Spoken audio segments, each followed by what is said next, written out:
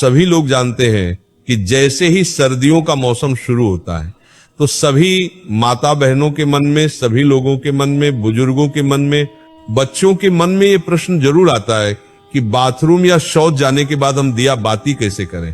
क्योंकि कई सारी माताएं बहनें रोज सुबह शाम अपने घर में दिया और बाती करती है। कभी कभार बुजुर्ग भी दिया बाती करते हैं और कभी कभार बच्चे भी करते हैं। साथियों, ये प्रश्न विशेष रूप से सभी लोगों के मन में सर्दियों के मौसम में ही आता है, क्योंकि सर्दियों के मौसम में पानी बहुत ठंडा होता है।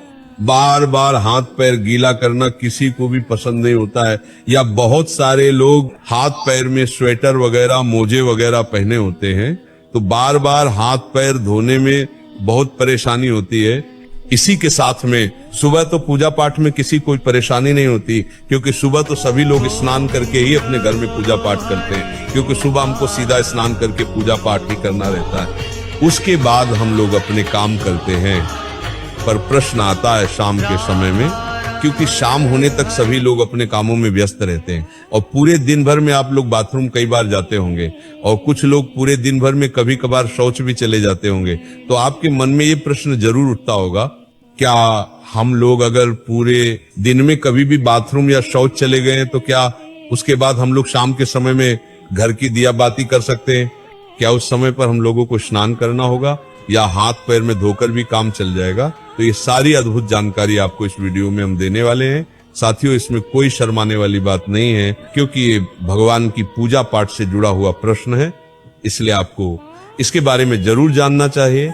ये प्रश्न आपको सिर्फ और सिर्फ सर्दियों के मौसम में आएगा, क्योंकि इस मौसम में शुद्धता का ध्यान रखने में, बार बार हाथ पैर धोने में, स्नान करने में लोगों को परेशानी होती है, क्योंकि पानी बहुत ज्यादा ठंडा होता है। देखिए साथियों, आपने सुबह एक बार अपने घर में दिया बाती कर लिया, मंदिर में जाकर भी अगर आप दिया बाती करते तो आप सीधा स्नान करके पूजा पाठ या दिया बाती करते हैं तो सुबह तो किसी को कोई परेशानी नहीं रहती है।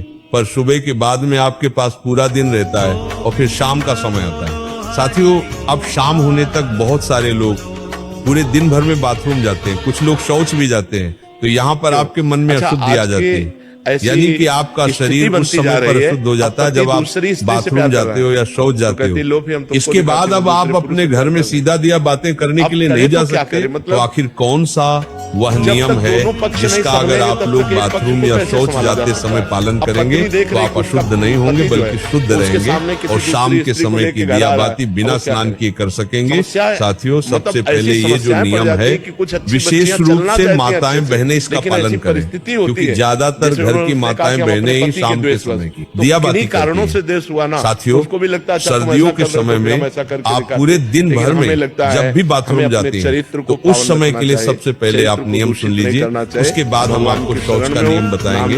सुबह स्नान करने के बाद, पूजा पाठ करने के बाद आप पूरे दिन भर में जब भी बाथरूम जाती है तो आप लोगों को बाथरूम से आने के बाद मात्र 3 काम करने हैं। ये 3 काम करने के बाद आप शुद्ध रहेगी और शाम के समय की दिया बाती भी कर सकेंगे।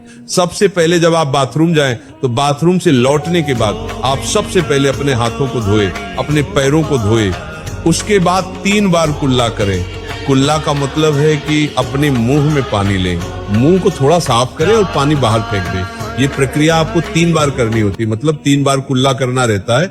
इसके बाद आखिरी में थोड़ा सा पानी अपने मुंह पर अगर आप लोग मार लेते हैं या एक हाथ गीला करके अपने मुंह पर फेर लेते हैं तो आप पूर्ण रूप से शुद्ध हो जाते हैं। साथियों, ये नियम सिर्फ माता बहनों के लिए नहीं बल्कि सभी लोगों के लिए है, चाहे आप बुजुर्ग हो, चाहे आप पुरुष हो, चाहे आप बच्चे हो।